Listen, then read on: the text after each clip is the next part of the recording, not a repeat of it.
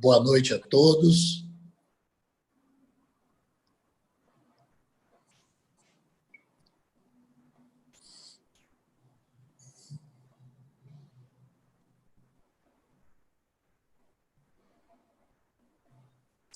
Boa noite a todos. Me ouvindo bem, doutora? Sim, estou escutando bem. Pois não. Boa noite, doutora Sandra Fará, nossa ilustre convidada. Boa noite a todos que nos ouvem pelo canal do Escritório de Advocacia Vivaldo Amaral. Uma noite de festa, receber uma das 10 mulheres mais influentes de Brasília, doutora Sandra Fará. Eu gostaria de, inicialmente, fazer uma pequena introdução e, logo após, nós trazermos a doutora Sandra Fará para falar sobre esse tema tão palpitante quanto que é o fake news, tá? As fake news. Há poucos elementos tão nocivos à democracia, à verdade e ao Estado de Direito como as fake news. Em um estudo para a USP, o diretor da Folha de São Paulo, Otávio Frias Filho, afirma que as notícias falsas sempre existiram. Quando o homem pisou na Lua, por exemplo, foi disseminado que era um boato e que tudo não passaria de uma montagem em estúdio. Quando o presidente eleito Tancredo Neves adoeceu e foi a óbito, segundo os boatos, ele teria sofrido um atentado. Entretanto, com o uso constante da internet e das redes sociais, as notícias falsas ganharam uma grande amplitude e viraram as ditas e famosas fake news, interferindo no cotidiano, na honra das pessoas e em processos eleitorais. E vale relembrar a máxima atribuída a Joseph Goebbels, o marqueteiro do nazismo. Basta repetir uma mentira por várias vezes para que ela se torne verdade. Dito isto, eu tenho a honra de convidar a doutora Sandra Fará para nos dizer, não vou dizer algumas coisas, mas muitas coisas a respeito desse tema tão palpitante e tão, eu diria, polêmico que são fake news. Doutora Sandra, boa noite. Boa noite, doutor Vivaldo. Que alegria poder participar dessa live com o senhor. O senhor falou que da minha influência, mas não é bem assim, não. E eu quero falar da competência do senhor, como foi me apresentado um dos criminalistas mais competentes conhecidos da Bahia. E eu fico muito feliz de poder compartilhar esse tema, porque é um tema que permeia a vida do cidadão. Hoje influencia em tudo que nós fazemos, né? Especialmente no momento que nós estamos vivendo hoje, como as fake news têm estado presentes no dia a dia do cidadão. Essas notícias falsas, disseminadas aí com o intuito de gerar comportamento, né, nas pessoas, ela faz com que a realidade se torne uma mentira.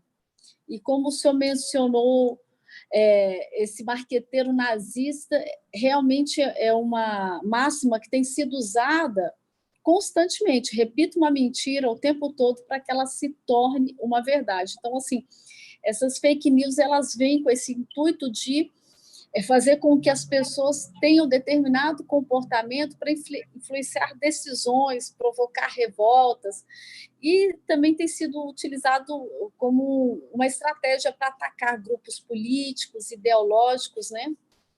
E levando as pessoas a acreditar no que está escrito, especialmente se aquilo que está escrito coaduna um pouco com o que as pessoas acreditam. Pois não, doutora. Aí já começaram a chegar as perguntas aqui. O pessoal de Brasília já mandando perguntas para a senhora, viu? Mas antes, porém, eu gostaria de ler o currículo aqui que é da senhora, porque realmente é um currículo vasto.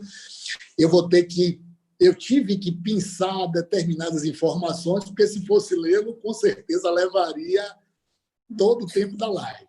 tá? Doutora Sandra Fará, ela é brasileira, é casada com o senhor João Batista Cavalcante Júnior, que é adido de defesa e aeronáutica na Embaixada do Brasil na Argentina. Ele já voltou para o Brasil. Olha, que bom, está mais perto da família. Isso. Doutora Sandra é bacharel em administração com especialização em comércio exterior e finanças pelo IBMEC. Ela concluiu mais da metade do curso de Direito e com certeza irá concluir, para nossa honra e glória. Doutora Sandra foi deputada distrital em 2014 a 2018. Atualmente, salvo engano, é suplente de deputada distrital, não é isso? Integrou diversas comissões, em especial a Comissão de Constituição e Justiça da Câmara Legislativa do Distrito Federal, Comissão de Assuntos Fundiários e diversas outras comissões. É um currículo muito vasto, como eu disse, extenso. Levaria, no mínimo, 1 hora para a gente ler. Doutora Não, mas Sandra, dispensa a apresentação aí, doutor. Parabéns, é sempre bom. Como nós dissemos no início, é uma honra ter uma pessoa da sua magnitude e para poder abrilhantar nosso Centro de Estudos Jurídicos Vivaldo Amaral com a sua presença. Mas, doutora, chegou aqui uma pergunta. Um determinado cidadão daí de Brasília perguntou: quem é a doutora Sandra? Ele sabe, eu sei, aí botou, eu sei quem é, mas gosta de perguntar à senhora. Quem é a doutora Sandra Fará, mãe, esposa, empresária, ativista social e deputada distrital? Quem é? Uma cidadã que luta, que tem bandeiras muito bem definidas, né? Que trabalha ideologicamente, né? Pela família, que é uma coisa que está arraigada em mim, que amo a questão social, tenho um trabalho também com empresários, porque eu acredito que o empresário ele gera muito valor agregado à sociedade, e que acredito na política como uma grande ferramenta em prol da sociedade. Não o que falam por aí. Infelizmente, muita fake news a respeito do que é a política, mas a essência dela é muito boa e é importante porque se nós não tivermos pessoas que entendem o que é a política, nós vamos sempre ser instrumentos daqueles que querem o mal ou querem ela para o bem próprio, o poder próprio. É verdade, doutora. Hoje, durante o jantar, eu conversando com meus filhos, como a política é importante na sociedade. Sócrates, há muito, muito tempo atrás, ele dizia: o preço que a sociedade paga por não gostar da política é ser governada pelos maus. Exatamente. Então, os bons têm que ser políticos, sim, têm que participar das atividades do seu país, porque se não fizermos isso, os maus vão dominar. E o mal não pode dominar o bem. Eu sou favorável que se tenha disciplina sobre política na... eu sou favorável que houvesse disciplina sobre política nas escolas, porque nós precisamos educar os nossos jovens a entender o que é política, saber escolher, entender o processo eleitoral do Brasil, porque senão a gente vai ter sempre os jovens, os adolescentes, os adultos que criam resistência sobre esse tema, porque só vê notícia ruim na televisão, e aí não consegue também ser colaborativo no país dele, porque ele só vê o lado ruim, porque todos sabem que notícia ruim é o que vende, né? Aí ainda tem as questões ideológicas das emissoras. Então, tem emissora que é focada, tem um objetivo e ela não divulga outras coisas. Então, a gente precisa gerar cidadãos que entendam, conheçam e discernam o que está acontecendo. Excelente, doutora. Doutora Kívia, como é que a senhora consegue conciliar tantas atividades? E, inclusive, tomei conhecimento que a senhora também é pastora, né? Mas eu acho que essa tem sido a minha atividade mais intensa. Você consegue, dinamiza o dia, né? Realmente eu tenho utilizado muito as madrugadas aí, mas graças a Deus a gente consegue. Tendo foco, você consegue fazer tudo.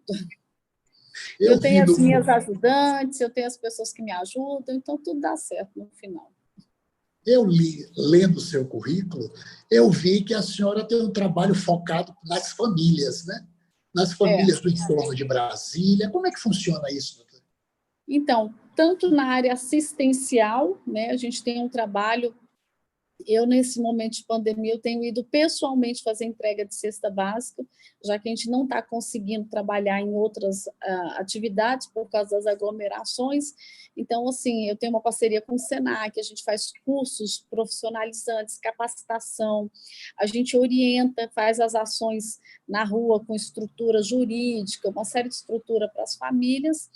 A gente acompanha algumas famílias, tanto espiritualmente quanto nessa parte social, e o máximo que a gente pode estar dando de orientação, a gente vai fazendo em capacitação, porque, na realidade, se nós mantivermos as pessoas só com trabalhos assistenciais, a gente inviabiliza o crescimento delas, né? Só que, assim, de um tempo para cá, a gente não tem conseguido desenvolver o que pode devido a esse clima, mas todo sábado, geralmente, a gente está com a equipe, né, na rua, fazendo distribuição de cestas, e eu amo essa área, então geralmente eu vou pessoalmente também fazer isso. Ótimo. A senhora falou assistência jurídica também para essas famílias? A gente faz, inclusive, uma parceria com a OAB-DF, para que a gente possa dar orientações jurídicas àquelas comunidades carentes, que tanto precisam, né? Ótimo, ótimo. Doutora, também chegou uma pergunta, esse aqui foi um baiano que perguntou. Doutora, é verdade que o Distrito Federal é um paraíso das fake news? Olha, eu não posso afirmar isso, porque eu nunca fiz um comparativo dos outros estados em relação ao Distrito Federal. Mas que aqui tem fake news à torta e direita, tem, mas eu acredito que todos os estados, né, o Distrito Federal e os demais estados são vítimas disso. Acho que isso já é um problema mundial, a gente não pode pensar que está só... É porque aqui está concentrado o poder, né? Só que esquecem que os deputados federais só tem 8 daqui de Brasília, o resto é dos demais estados do Brasil, né? Então, a gente tem essa questão aí. Pois não, doutora. Doutora, aí também chegou outra pergunta aqui. Doutora Sandra, a internet é uma terra sem lei? Querendo saber a opinião da senhora. Olha, vamos lá, vamos tentar responder essa pergunta com o máximo de critério. Existe o Marco Civil da Internet, que ele serve para quê? É uma lei que disciplina a utilização da internet. Só que o que acontece? Ao mesmo tempo que é bom, não é suficiente. Então, assim, a internet ela tem deixado lacunas para que se cometam vários tipos de crime, né? E até você pegar quem fez e responsabilizar, o dano já foi feito. Então, em tese, especialmente se a gente for falar de deep web, então, aí é terra sem lei, né? Então, assim, não dá para falar que é terra sem lei, mas existe muitas lacunas que permitem que absurdos sejam cometidos e você não consegue fazer muita coisa. Doutora, a senhora comentou sobre essa Deep Web. A senhora poderia falar um pouquinho sobre a Deep Web? Tem alguns curiosos aqui, viu? Então, a Deep Web é uma área da internet que ela não consegue ser, por exemplo, se você faz buscas pelo Google, você não localiza. Então, é uma área meio que oculta Cinzenta, da internet, onde se utilizam técnicas, eu não tenho informações muito precisas, mas ele utiliza de técnicas onde muitos crimes, inclusive quando eu fui relatora da CPI da pedofilia, nós fizemos um trabalho, porque na Deep Web era utilizada a Deep Web para se cometer crimes. Eles têm uma variação de IPs, mundiais que você não consegue identificar onde, quem que está cometendo aquilo. Vamos dizer assim, é o buraco negro da internet, é um lugar propício para todo tipo de crime. Sim. Eu lembro que, sobre essa CPI, salvo engano, o senador Magno Malta participou, houve um movimento nacional que envolveram várias câmaras de deputados, a Assembleia Legislativa pelo país, o Senado Federal, a Câmara dos Deputados. Foi um manifesto, foi um movimento grande que envolveu muita gente para reprimir esse tipo de crime, né? A CPI da pedofilia. A CPI da pedofilia nós fizemos na Câmara Legislativa do Distrito Federal. Na realidade, eu tinha um trabalho muito assim. O senador Magno Malta, ele é um exemplo. Eu não vou dizer que ele foi, não, porque o fato dele não ter sido reeleito não quer dizer que ele parou, que não vai voltar. Eu acredito que em breve nós teremos o senador novamente, e é uma das grandes perdas não tê-lo no Senado neste momento, eu vejo como um grande prejuízo. Mas, assim, o senador fazia CPIs, né? Tinha os movimentos. Eu lembro que ele fez um movimento no Senado, que era o Brasil Sem Dor contra a Mutilação Infantil, e eu fiz o Brasília Sem Dor aqui na Câmara Legislativa. Então, eu sempre olhava eles como uma grande referência. Ele foi a referência nacional no combate à pedofilia no Brasil, sem sombra de dúvida. Inclusive, o braço direito dele era a ministra Damares, que é uma autoridade no assunto, né? Hoje ela está onde ela está, é só um reconhecimento de quem ela de verdade é. Uma grande ministra, para mim, super competente. Está fazendo um trabalho belíssimo, né, doutora? Sem dúvida, belíssimo. Né? Eu soube que a senhora tem uma vinculação bem próxima a ela. Olha, a gente atuou em muitas coisas juntas mesmo. Nós fizemos muitas atividades juntas. Eu sempre tive um carinho, uma proximidade muito grande com ela. Esses dias nós fizemos uma live que foi assim sensacional. Doutor Vivaldo, para o senhor ter uma noção, caiu a live, porque deu 1 hora de Instagram, e a gente fez pelo Instagram, pelo meu Instagram, e ela falou, não, vamos voltar e vamos continuar. E a gente colocou o link no ar de novo e continuou, porque foi fantástica a nossa sobre tudo. A gente conseguiu falar sobre tudo em 1h40, mais ou menos. Ótimo. Doutora, então aqui já veio outra pergunta. Qual a visão da senhora sobre fake news? Mas não pode ser boa, né? Tem que ser muito ruim. Bom, eu vou colocar assim, de uma maneira, enfim, vou fazer uma viagem.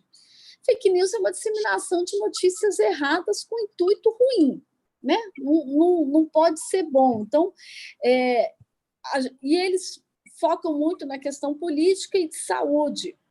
E aí você vê veículos que disseminam fake news com títulos bombásticos para o quê? Para aquele veículo trazer mais engajamento e trazer um retorno comercial e financeiro. Até isso nós temos. Uma coisa, doutor Vivaldo, que é muito séria, especialmente nesse tempo de isolamento social, onde as pessoas estão em casa e aí estão utilizando mais de redes sociais e tal, o que está acontecendo? O estelionato amoroso. Isso tem sido, o senhor que é criminalista, o senhor deve conhecer bem desse tema, eu queria até fazer uma live sobre isso. Estelionato amoroso. As pessoas que estão sendo enganadas, saiu até um programa que a doutora Sandra, que é a delegada-chefe daqui de Brasília, da DEAN, da Delegacia da Mulher, ela fez uma ação muito efetiva nessa área, e aparece nas redes sociais a foto de homens muito bonitos, muito cheio de currículo e tal, para pegar as mulheres carentes, fazê-las depositar dinheiro na conta, e aí, na hora que vê, é um grupo são criminosos lá da África, não tem nada a ver. Então, tudo isso são fake news, né? E hoje está muito em voga esse tema, especialmente por quê? Por causa dessa questão da pandemia, olha, doutor Vivaldo, o que estão fazendo em relação à pandemia, com informações erradas e verídicas, é absurdo. As pessoas ficam o dia inteiro em casa, Maquinando a assistindo maldade. televisão. É maldade. Olha, tem estados que eles identificam mais pessoas, dizem que são mais pessoas que morrem por Covid, para o quê? Responsabilizar as autoridades da região e causar o quê? Algo chamado controle social. Laboratório social. O Brasil e a humanidade estão vivendo isso. O laboratório social, com informações. As pessoas estão tendo que adotar comportamentos ditados por causa de pandemia do que estão fazendo com as pessoas. Para o senhor ter uma noção, OMS, Organização Mundial da Saúde, perdeu muito crédito durante essa pandemia, né, doutora? Infelizmente, né? Doutor Vivaldo, só para relembrar fatos, tá? Eu vou ler aqui um negocinho para o senhor só e para quem está nos acompanhando, só para relembrar fatos. Olha só. 23 de janeiro, OMS diz: vírus não é transmitido entre humanos. 4 de fevereiro, OMS diz: vírus é transmitido entre humanos. Olha, 31 de janeiro, OMS fala: não feche as fronteiras. 16 de março, Europa fecha as fronteiras. 3 de março, OMS rebate governo do Brasil. Não precisa declarar pandemia. 8 dias depois, dia 11, OMS declara pandemia. Dia 13 de março, OMS fala: feche tudo, isolamento social. Dia 30 de março, pessoas precisam trabalhar. Dia 16 de março, OMS recomenda: não vá a manifestações. 31 de março, vírus não se transmite pelo ar. Outra informação deles. 28 de abril, vírus se transmite pelo ar. 27 de fevereiro, o vírus é transmitido por superfícies. 18 de maio, o vírus não se transmite por superfície. Olha, que contradição. 6 de abril, não precisa usar máscara. 5 de junho, usem máscara. 25 de maio, essa é a última, tá? Para gente, senão eu vou ficar aqui. Não, mas super interessante, muito bom, muito bom. 25 de maio, OMS, hidroxicloroquina é assassina. 5 de junho, hidroxicloroquina pode funcionar. Pode funcionar. Aí falam que os assintomáticos, uma época, os assintomáticos são responsáveis pela disseminação, depois não é. Poxa, isso chama-se crueldade. Isso tudo é político, isso tem metacapitalistas por trás, tem interesses de instituições como fundações Rockefeller. É muito além do que as pessoas pensam, que ficam vendo televisão e imaginando. Muita gente morreu de graça aí, né, doutora? Muita gente. Com essas maldades, né? Maldade. Olha, doutor Vivaldo, eu conheço pessoas, um dos melhores médicos que eu conheço é o doutor Silvio Alex, do Rio de Janeiro. Meu cunhado, ele tem 30 anos de profissão, de estudo, o cara é incrível. Ele é um grande defensor da hidroxicloroquina e ele fica revoltado com a morte das pessoas por um remédio que é que nem na época do remédio para AIDS, lembra? O AZT, se não me engano? AZT, perfeito. Ficaram 10 anos com esse reme-reme que funciona, não funciona. Só que se não tivessem utilizado durante esses 10 anos, quanto mais seriam os mortos, né? É verdade. Então, assim, é um remédio que já era combatido, a hidroxicloroquina, para malária. Quem tem pacientes de lúpus. Gente, pelo amor de Deus, eu já falei que se precisar eu tomo, entendeu? E uma medicação barata, né, doutora? Que não está mais barata. Doutor Vivaldo, o senhor quer saber coisa pior?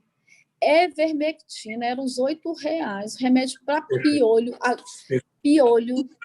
Perfeito. Agora você precisa de receituário controlado. Está mais de R$ 35 R$ aprendendo. Um absurdo. Que era para ser infinitamente mais barato. Mas, doutora, estou gostando. Chegou mais um aqui. Então, doutora, na visão da senhora, as fake news abalam a democracia, as eleições e afetam a sociedade? Sem dúvida. Inclusive, nos Estados Unidos, nas eleições americanas, fizeram uma pesquisa lá.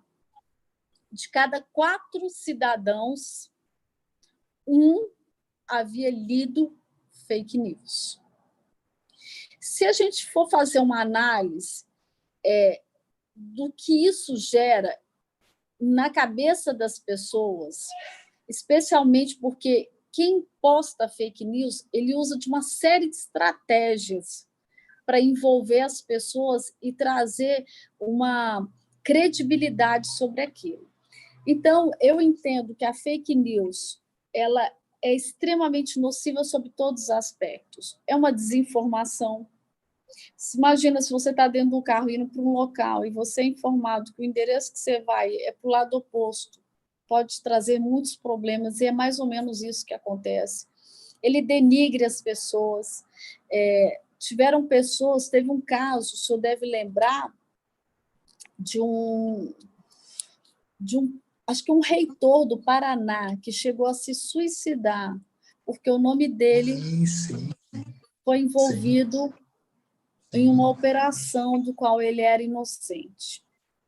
Então, é de uma falta de responsabilidade a fake news, ela afeta, assim, a democracia, ela traz, assim, engano para as pessoas, ela rouba as pessoas sob vários aspectos. A senhora se recorda de um episódio que teve em São Paulo com a escola base de um japonês que inventaram que estava tendo eventos de pedofilia? Foi. Destruíram a escola, esse cidadão e a família ficaram arrasados. Acabaram com eles. Uma cidadã no Guarujá foi apedrejada, foi linchada e veio a óbito também, porque criaram uma fake news formando que ela sequestrava crianças. Aí, coincidentemente, né, fizeram isso. Na Índia, houveram mortes por fake news, houveram linchamentos. E existem muitos registros de morte no Brasil por fake news, resultado de fake news. Olha. É porque eu estou com os números desatualizados sobre a questão das mortes, mas eu posso afirmar que foram mais de 20, muito certamente.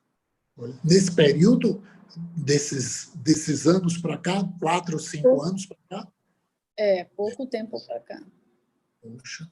Mas, doutora, 3 anos. Pois não, teve um cidadão que colocou aqui: a senhora, enquanto parlamentar, já foi vítima de fake news? Inúmeras vezes. Inclusive, até recentemente, eu fui vítima de fake news. Gente, eu falo que eu tenho mel, só posso ter mel. Porque, doutor Vivaldo, eu vivi perseguições fora do comum. Como o senhor sabe, eu sou uma defensora da família, sou conservadora, sou dessa bandeira ideologicamente voltada para essas defesas tradicionais, sou contra o aborto, sou a favor da vida, contra a ideologia de gênero, inclusive eu que fui a relatora do Plano Distrital de Educação aqui no Distrito Federal e retirei toda menção à ideologia de gênero do plano. Eu fui autora do Escola Sem Partido aqui do Distrito Federal. Então, eu fui alvo de tudo que é tipo de acusação, denúncia, perseguição. E nisso, o que houveram? Houveram várias fake news, várias. Inclusive, eu estive grávida, eu fui a única deputada durante o mandato, no meio do mandato, a ter filho aqui na Câmara Legislativa do Distrito Federal.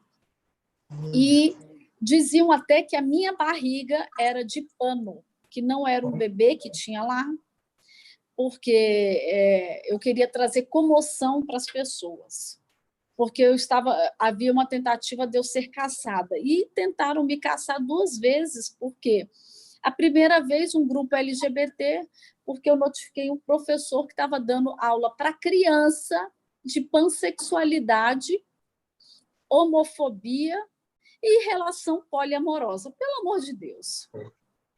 Difícil. Aí fizeram um movimento infernal, eu sei que meteram o processo de cassação. Esse eu resolvi mais rápido, mas o outro, por denúncias caluniosas, inclusive, respondi processos dos quais eu ganhei todos. As denúncias que fizeram contra mim não foram nem aceitas pelo tribunal, porque não havia indícios de verdade, de crime naquilo lá. Havia o quê? Uma manipulação de informações com o intuito de realmente de me lesar. Só que, assim, eu tive várias notícias que utilizavam. Por quê? Porque a figura tradicional, polêmica, né? Eu criei essa persona um pouco polêmica pelas bandeiras que nós defendemos. Não é fácil defender essas bandeiras, né?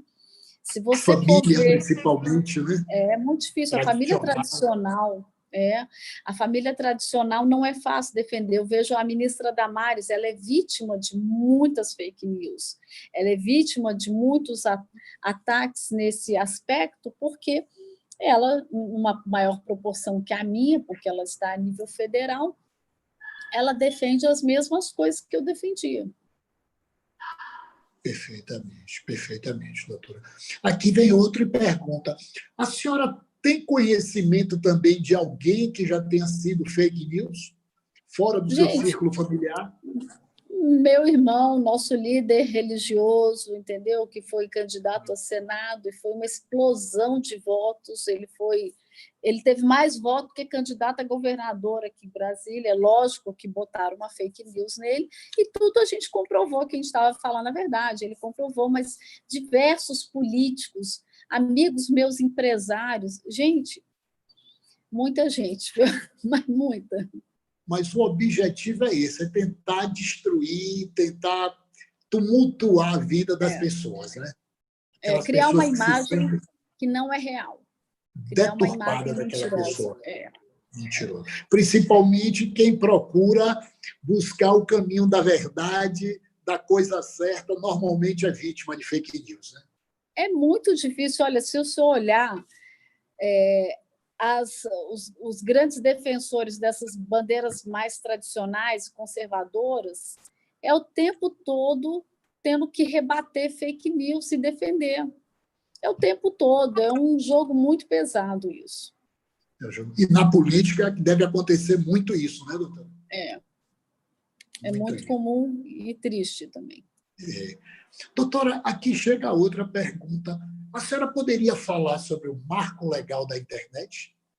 Então, o marco legal da internet, o que eu coloquei há alguns minutos atrás, é uma lei que disciplina a utilização da internet, que fala sobre a liberdade de expressão, fala sobre a privacidade, fala das ferramentas, da utilização, da capacitação técnica. É uma tentativa, ela é uma lei de 2014, que é uma tentativa de que se estabeleça regras de convivência, regras de uso, para que as pessoas usem e possam ter garantido tanto a liberdade de expressão quanto a privacidade de dados. Enfim, é por aí.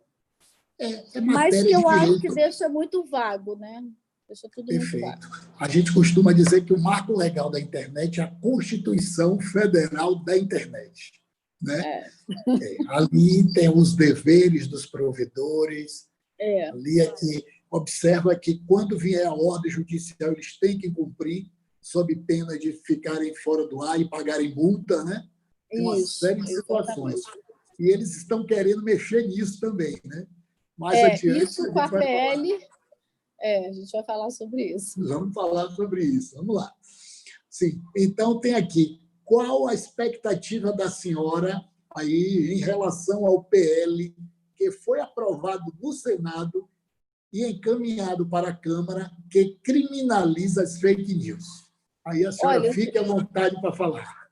eu tenho muito para falar sobre esse PL. Olha, Ótimo. eu falo, gente, como eu fui, infelizmente, ainda muitas vezes eu ainda sou vítima de fake news, mas eu tenho que ser muito coerente. Eu aprendi uma coisa: nós não advogamos causa própria. Essa PL ela põe em risco a liberdade de expressão, a comunicação e a privacidade. Ele tenta coibir notícias falsas, porém, ele não define o que é notícia falsa. Ele não, sabe, ele autoriza as redes a pedirem identificação dos usuários em caso de denúncia, porém, não delimita que tipo de denúncia. Sabe, é um projeto aprovado às pressas pelo Senado, do qual não houve discussão suficiente com a sociedade, com os provedores, com as organizações, a sociedade civil, sabe? O controle de notícias, como eles querem colocar, vamos dizer assim, controle de notícias falsas, ele está enveredando de uma forma muito subliminar para o quê? Para o controle do discurso. O controle do discurso, existe um grande receio aí que essa lei se transforme numa forma de controlar, na realidade, a informação, o discurso, de que ela seria uma forma de instrumentalizar o discurso. Aí, por outro lado, doutor Vivaldo, tem uma outra questão. Olha só, as mídias tradicionais, como TV, rádio, jornal, elas estão sofrendo nacionalmente um processo de repúdio pela sociedade, né? Os As repórteres, audiências caindo, né?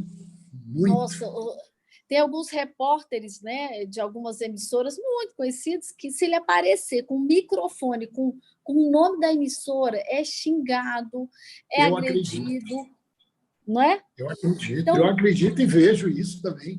A gente vê isso todo. E o que acontece nisso?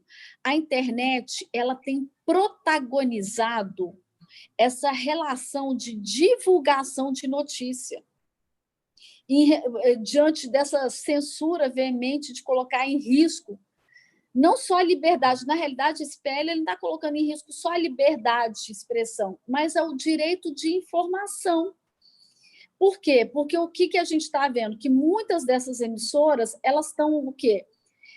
Elas estão com uma pauta, uma agenda com alguns sistemas financeiros, porque elas estão perdendo muito para a internet, ela está criando uma animosidade com a sociedade, né? E aí você tem os partidos políticos aliados a algumas emissoras.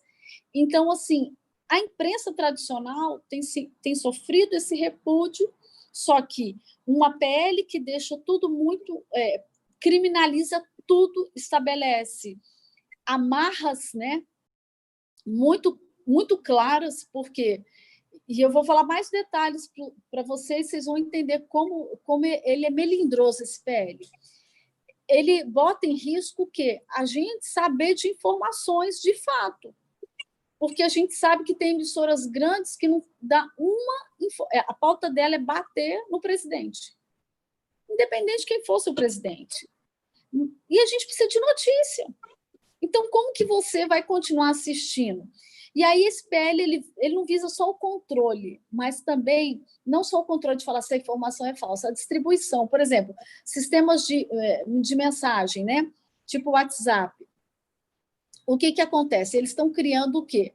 É uma coleta de dados de mensagens virais. Ou seja, se existe alguma suspeita de crime, todos que receberam o que enviaram serão investigados, até aqueles que não são suspeitos. Os dados deles vão ter que ficar guardados por 3 meses. Sabe? São mecanismos e mecanismos de vigilância, sabe? E aí a gente vê isso e fala, poxa, quer dizer que todos os meus dados vão ficar ali se uma pessoa disseminou uma notícia que eles dizem que é crime, porque não deixa claro o que vai ser definido como crime ou não, que tipo de notícia é crime ou não. E aí eu levanto um parênteses aqui, doutor Vivaldo. Recentemente, nós tivemos o quê? um jornalista premiado não só no Brasil, de profissão, que foi preso por causa das notícias que ele publicou Eu pelas vi um absurdo. lives. Pois Foi é. ele que teve que sair do país? Foi ele que fugiu para não ser preso? Esse foi o Esse é Alanço o outro, Santos. né? Não, Perfeito. esse é o Oswaldo Eustáquio, ele foi preso. Só que também. aí o que eu vejo? Ele está coibindo a liberdade de expressão das pessoas, porque você vê, se um jornalista que está no exercício da sua função foi preso Perfeito. porque ele fez denúncia, isso é fake news. Isso Perfeito. é fake news. Diz que Perfeito. ele foi preso por atos incriminatórios, atos contra a democracia. Falar o que pensa. Responder delito de opinião, ressuscitar o delito de opinião, é um absurdo isso. Aí diz que é o que? Atos contra a democracia. Sabe? Então, o que de fato é fake news? O que é de fato fake news? Se o jornalista, no exercício da sua função, foi lá e falou: fulano está fazendo conluio contra ciclano, é o trabalho dele, é um jornalista investigativo. Então, assim, é um projeto que ele tende a controlar, sim, criminalizar a opinião, controlar discurso, filtrar conteúdo de plataformas. E eu entendo assim que ele fragiliza a democracia, porque para pensar o senhor, doutor Vivaldo, se todo mundo, se você não sabe o que é fake news, e se todo mundo pode ser investigado e criminalizado, eu pergunto para o senhor acha que todo mundo vai falar o que pensa? Com certeza. Não. Infelizmente, não. Infelizmente, não. As pessoas vão ficar com medo. As pessoas vão ficar com medo de se manifestar. Agora, o mais preocupante são as instituições financeiras, midiáticas, por trás desse PL, que estão se sentindo o quê? Prejudicadas financeiramente por causa das plataformas de internet. Então, assim, E aí tem mais uma coisa. Uma coisa, doutor Vivaldo, tem que ser coibido, criminalizado, existe instrumentos para isso, com certeza você sabe muito mais que eu, quando se trata de anônimo, né? Sim. Porque existe uma diferença entre o pseudônimo e o anônimo. O pseudônimo, a mulher coloca lá, Brigitte Bardot, ela se auto-intitula, bota um apelido, mas ela é fácil de ser identificada. Ela não está com o IP dela escondido, ela está fácil de acesso de identificação, se fizer um crime Perfeito. E tiver que ser investigada. Agora, o anônimo Perfeito. não. O anônimo, ele coloca a hospedagem dele fora do Brasil, ele bota todos os sistemas de filtro de ocultar as informações. E aí você vai ter pessoas totalmente inibidas de se expressar na internet, porque terá uma lupa de vigilância e de controle em cima disso. A gente vai virar uma Venezuela, né? Infelizmente, concordo com a senhora muito, concordo muito. Mas, doutora, estão perguntando aqui sobre seus trabalhos sociais. Eu acho que o pessoal gostou, viu? Se a senhora poderia falar mais um pouco de seus trabalhos sociais aí em Brasília.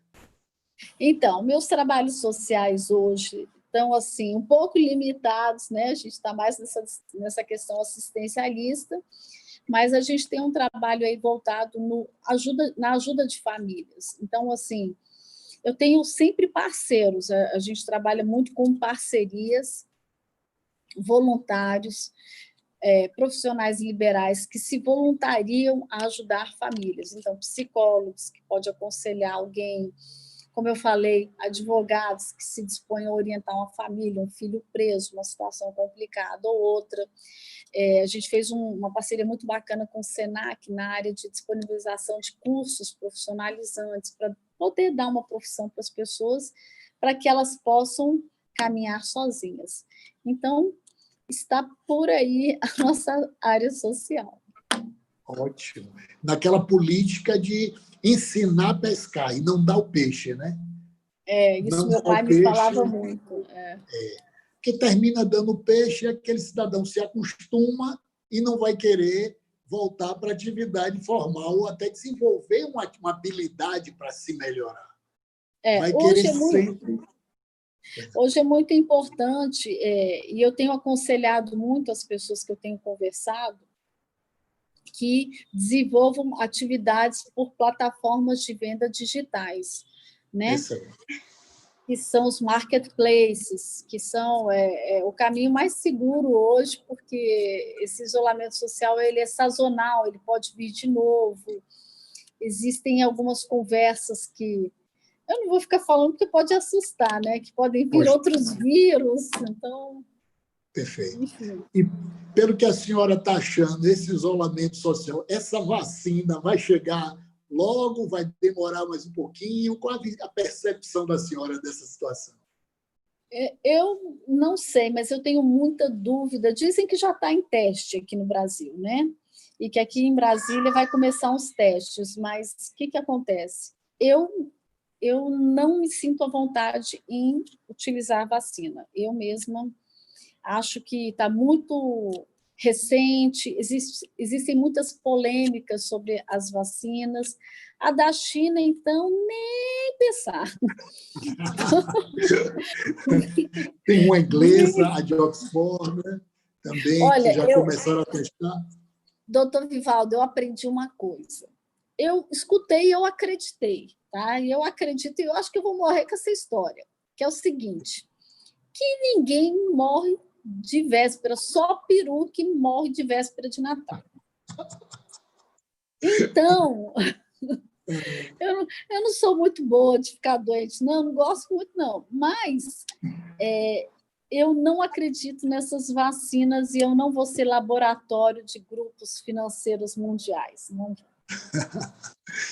Concordo, doutora. Doutora, aqui chegou uma pergunta que pediram. Por favor, doutor, por causa do horário, agilize isso aí. Tudo bem. Dizem que os políticos que defendem esse PL, esse famigerado PL, têm mais medo das verdades compartilhadas do que propriamente das fake news. A senhora concorda com isso? Acho que tem sentido. Porque são cada verdades cabeludas, né, doutora? Cabeludo, que a gente nem imagina que é verdade. Aí você fica em dúvida se é fake news, se é verdade. Não tem sentido. Aí chegou outra aqui. Quais as providências, doutora, que uma pessoa deve adotar caso seja alvo de uma fake news? Vamos lá. Eu vou dar a regra, porque, infelizmente, eu já vivi muito isso. Então, vai lá, printa, vai lá no cartório, faz uma certidão para ninguém apagar depois. Perfeito. Faz uma representação criminal na delegacia. Doutor, o senhor tem que me dizer se eu estou falando certo. O advogado é o senhor. Vai lá na delegacia de crimes cibernéticos, faz lá uma representação criminal. Aí você, paralelamente, vamos dizer que você não saiba quem é o autor, né? Geralmente você não sabe quem é. Aliás, muitas vezes você não sabe, né? Mas geralmente está até aberto aí o autor. Se você não sabe, você vai lá, entra com pedido à hospedagem, às redes sociais, pedindo os dados do fulano. Uma vez com os dados do fulano, você entra com uma ação civil pedindo uma indenização, porque o efeito pedagógico é muito bom quando mexe no bolso do cidadão. Esse é o caminho. Mesmo que doe, né, doutora? Receba aquele valor e doa para uma instituição de caridade, uma instituição que cuida de família, que cuida de pessoas vulneráveis, mas que tem que entrar com ação, tem que entrar. Olha, teve uma ação que eu movi contra uma pessoa famosa aqui de Brasília, um jornalista famoso. Foi. E, na hora de fazer a negociação, o que eu fiz? Eu ganhei, mas sabe o que eu fiz? Eu fiz um acordo com ele. Falei assim, eu gosto de você. Você não devia ter feito isso comigo. Aí ele, não, mas eu gostaria que não fosse divulgado que você ganhou a ação. Eu falei, não, tudo bem, eu não vou divulgar, eu não vou falar para ninguém que eu ganhei a ação contra você. Tanto é que eu não vou falar o nome dele. Eu falei, vamos fazer o seguinte, você não precisa me pagar nada, não. O juiz, veja aí uma instituição para ele mandar fralda. Eu quero que ele mande fralda e cesta básica. Aí estabeleci um valor baixo, razoável, que fosse factível para ele, e fiz isso. Falei, não, pronto, está pago. Tira o post, esse post danoso, que não tem nada a ver com a realidade. E ele foi coerente, e eu também fui coerente. Então, é um acordo, ótimo, né? E a gente tem certeza que ele não voltará a delinquir, né, doutor? Não, me respeita hoje. Ótimo. E aqui, doutora, nós estamos chegando para o finalzinho, infelizmente, mas dizer aos internautas que fica bom que fica aquele gostinho de quero mais. Nós teremos a doutora Sandra em uma outra oportunidade, com certeza, será uma honra. Então, doutora, eu tenho aqui uma pergunta. A senhora acha que a legislação eleitoral está apta a coibir a utilização de fake news no pleito deste ano? E como os candidatos ou cidadãos poderão denunciar as fake news na Justiça Eleitoral ou em outros âmbitos judiciais? Olha, para denunciar, você tem que ir na Polícia Federal, né? Quando é eleição, fazer um registro. Corre lá no juiz que está de plantão eleitoral, tenta tirar uma liminar, tenta notificar aí a rede, o Facebook, seja qual for, para ver se tira essa notícia a contento. Eu acho, doutor Vivaldo, que infelizmente a legislação não está, a lei eleitoral não está preparada, não, para encarar os fake news. Eu tive fake news 2 dias antes da eleição, 2 dias antes. Eu fiz todo o processo que deveria ser feito. O juiz não estava na vara, ele não foi trabalhar por 2 dias, exatamente os dias que ele deveria estar lá de plantão. Então, eu acredito que a velocidade da internet, das redes, das fake news, ela é muito rápida, especialmente no tocante a eleições, a pleito por poder. E a gente, infelizmente, não vê segurança da parte eleitoral, do judiciário, dessa parte de coibir, de ter ações mais rápidas. Talvez essa parte de legislação, ela deixa muita lacuna, muitas vezes o magistrado mesmo fica em dúvida, como é que ele vai se posicionar sobre aquilo. Então, eu vejo que não está preparado, sabe? Não está preparado mesmo. Precisava endurecer um pouco mais sobre essa questão de fake news, tratarem a difamação e a calúnia com um pouco mais de rigidez, né? Porque isso é sério. Você tocar na moral, sabe, no caráter das pessoas. Como a gente mencionou, já tiveram pessoas que chegaram a se suicidar, tamanha dor, né, de ver uma notícia. Eu sofri muito com isso também, então eu sei que é difícil. E eu espero mesmo que a nossa legislação fique mais rápida, que agilizem a tiragem dessas postagens, tirar fora essas postagens, responsabilizar aqueles autores e levar transparência e informação certa para as pessoas.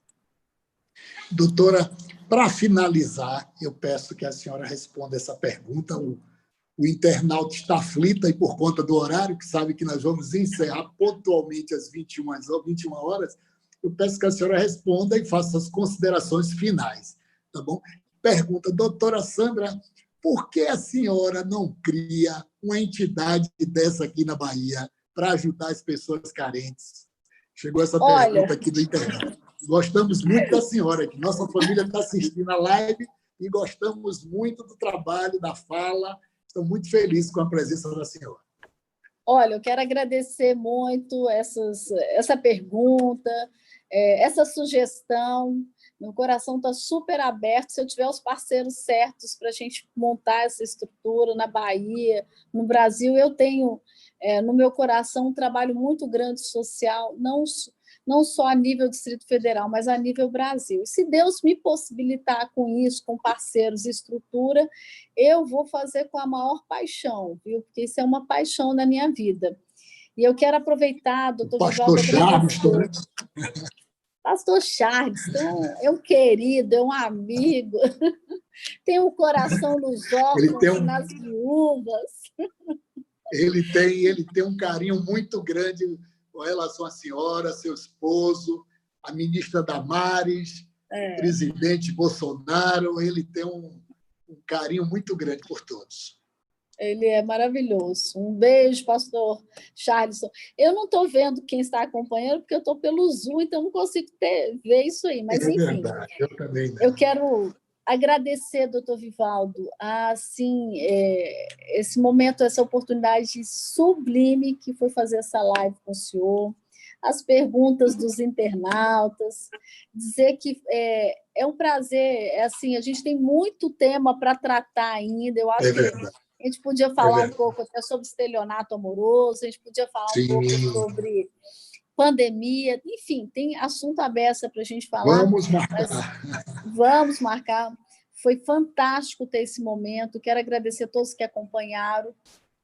Estou à disposição pelas minhas redes sociais, que é @SandraFarage, e dizer que é uma alegria poder colaborar. Eu espero que eu tenha podido colaborar um pouco com esse tema, que é tão melindroso, né? É importante a gente conhecer, saber, enfim, e nos posicionar em relação a ele. Eu quero te agradecer, doutor Vivaldo, e parabenizar pelo trabalho fantástico que o senhor exerce, viu? Parabéns. Muito obrigado, doutora, em nome do Centro de Estudos Jurídicos, Vivaldo Amaral. A gente agradece a sua presença, a gente agradece a sua família, que permitiu que a senhora furtasse o contato com eles para estar aqui com a gente. Deixar um grande abraço para o esposo da senhora, seus filhos, seu irmão, que é um líder espiritual, o pastor Charleston fala muito dele. Deixar um abraço para a ministra Damares, que eu tenho certeza que ela está nos ouvindo, nos assistindo, né? Também, de igual modo com a senhora, não tenho como ver quem está realmente nos assistindo, mas eu tenho certeza que estas pessoas que eu falei, ou até o presidente Bolsonaro pode até também estar nos assistindo. Seria bom demais. A esposa dele, tá? Então, dizer que é uma honra muito grande. E estão chegando outras perguntas. Eu vou repassar depois para a senhora com os respectivos endereços de Instagram e dizer, doutora, que foi muito bom. Tenha certeza que nós, do escritório também, Advocacia Vivaldo Amaral, doutor Matheus, doutora Dominique, Mariana, Felipe e os estagiários estão assim, boquiabertos com a eloquência e com tanta informação que a senhora trouxe para a gente. Muito obrigado, Deus abençoe e vai encerrar. Viu? Tudo de bom. Muito obrigada, Deus abençoe. Deus abençoe o senhor e todos que estamos assistindo e vamos assistir depois ainda. Vai ser uma honra, com certeza, doutora. Tudo de bom mesmo. Recomendações à família. Obrigada, muito obrigada.